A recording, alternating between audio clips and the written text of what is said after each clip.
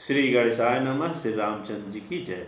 फौजी बाबा की तरफ से आप सभी भक्तों को दिल से प्रणाम। आप सभी भक्तों को रामायण के दोहा नंबर 15 को पढ़ के सुनाऊंगा। आगे कुछ अच्छी बात बताऊंगा, आप प्रेम से सुने। सपने हु साचे हूँ मोहि परा, जौ हरि गौरी पसाऊं, तो फुर हो जो कहूँ सब भाषा बनित प्रभाव।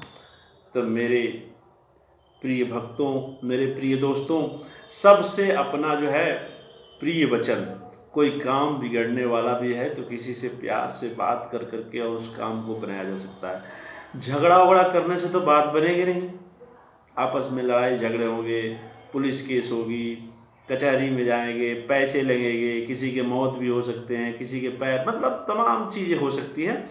इसलिए कोई गुस्सा भी होता है तो मनुष्य का धर्म है कि वहाँ से शांति से निकल जाओ। अगर वहाँ जो है शांति नहीं बनाए रखेंगे तो पक्का ही लफड़ा हो जाएगा। अरे 2-4 घंटे बाद या कल परसों उनसे मिल लीजिए, बातचीत कर लीजिए, हो सकता है दिमाग सही हो तो झगड़े का शांति हो सकता है। अयोध्या नगरी में श्री राम जी का मंदिर तो बन ही गया, तो सरजू नदी है वहाँ पे, जो कि भगवान राम के द्वारा कहा गया है कि भाई सरजू नदी में जो स्नान करता है उसके पाप दूर हो जाते हैं। तो आप वहाँ जाइए, श्री राम जी का दर्शन होगा और आप स्नान कीजिए, साधु संतों का प्रवचन सुनिए और अपना पाप कष्ट दुख को दूर करें और अपने घर आइए। कभी भी आप उठते हैं सुबह तो या सोते हैं तो भगवान का 10 बार नाम जरूर ले लें, क्योंकि भगवान का नाम लेने में कोई पैसा तो लगता नहीं, कोई खर्चा तो होता नहीं, लेकिन सब लोग यही चीज भूल जाते हैं। सब कुछ करेंगे, खाना खाएंगे, बातचीत करेंगे, सब कुछ करेंगे, लेकिन उस समय उनको याद ही नहीं रहेगा।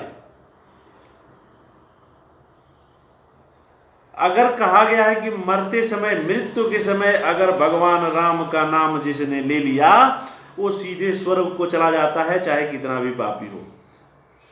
रावण भी महापापी था, मरते समय बोला हा राम राम मैं मर गया, क्यों मार दिए, स्वर्ग में चला गया। बाली उतना बड़ा था, वो भी मरते समय बोला हे राम मुझे मार दिए, लेकिन राम का नाम आ गया ना। तो इसीलिए कहा गया है कि मृत्यु के समय जिसके मुंह से राम का नाम निकल गया उसका तो तरमतार हो गया, लेकिन होता ही नहीं ऐसा। बस वो मृत्यु के समय जब उनकी आत्मा निकलती है मनुष्य की, तो सोचता रहता है मेरा बहू बेटे धन दौलत गाड़ी बंगला, यही सोचते सोचते उनकी आत्मा निकल जाती है। भगवान का नाम देने के तो मौका ही नहीं होता। तो इसलिए मेरे भक्तों,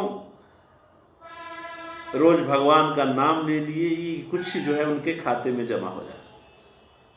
और ये ध्यान रखिए कि मृत्यु जब आती है तो उस समय हमेशा दिमाग में रटते रहिए कि आपके मन में भी मरते समय राम का नाम कहीं आ जाए और आप जो है इस भवसागर से पार हो जाए। दशरथ जी, राजा दशरथ जी जो है इतने खुश हुए कि हमारे घर में हमारा पुत्र भगवान राम पैदा हुए, कितनी खुशी की बात है।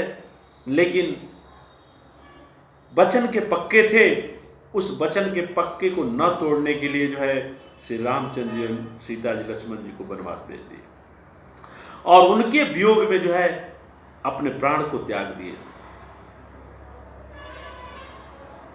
तो शिव जी भगवान भी इस धरती पे कहते हैं कि मैंने अपना ही रूप भगवान राम के और कृष्ण देवता के रूप में मैं ही भेजता हूं, क्योंकि इस दुनिया में अगर पापी बढ़ गए तो फिर देवता देवी का पूजा होना बंद हो जाएगा। इसीलिए जो है किसी न किसी रूप में अपनी शक्ति से, तीनों तीन लोक के मालिक शिव जी अपनी शक्ति से कोई न कोई शक्ति किसी न किसी रूप में भेजते हैं, जो घमंडियों और पापियों का नरसंहार करे और अच्छे लोगों को आगे बढ़ाए। यह हमारा मृत्यु लोक का जो है नियम है। कलयुग चल रहा है, कलयुग में अब धीरे धीरे पापी लोग बढ़ रहे हैं और जब लास्ट चरण होगा तो किसी न किसी भगवान का जो है जन्म होगा और फिर इस धरती पे पापियों का विनाश होगा और अच्छा कोई बच जाएगा विभीषण जैसा, तो लंका नगरी में फिर राम राज्य हो जाएगा।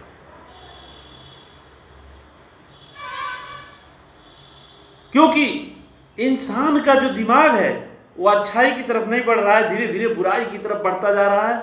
और भगवान के मंदिर में भी जाता है तो उसकी आत्मा जो है कहीं और घूमता है, उसका दिमाग कहीं और घूमता है।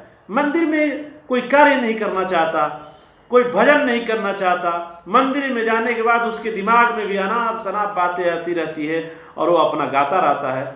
तो भगवान इस चीज को देखते रहते हैं और तराजू पे तौलते रहते हैं, धर्म और अधर्म। अगर धर्म की तराजू ऊपर उठ रहा है और अधर्म का नीचे हो रहा है तो नीचे जाने देते हैं। और जिस दिन पूरा जमीन तक एक तराजू टच होता है, उस दिन भगवान का जन्म होता है और इस दुनिया में पापियों का नाश होता है। तो इस चीज को याद रखना मेरे दोस्तों। फिर मिलेंगे फौजी बाबा दोहा नंबर 16 के साथ अगले दिन।